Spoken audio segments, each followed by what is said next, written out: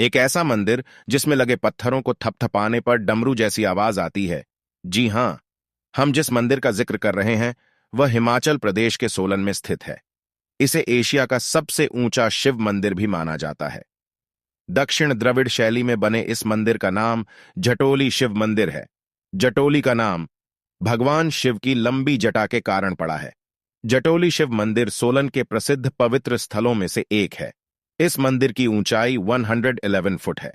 इस मंदिर में लगे पत्थरों को थपथपाने पर डमरू जैसी आवाज आती है। यह मंदिर 39 साल में बनकर तैयार हुआ। इस मंदिर की मान्यता है कि भोले बाबा स्वयं इस स्थान पर आए थे। इस मंदिर का निर्माण 1950 के दशक में स्वामी कृष्णानंद परमहंस नाम के बाबा ने कराया था। बोलो हर हर महादेव।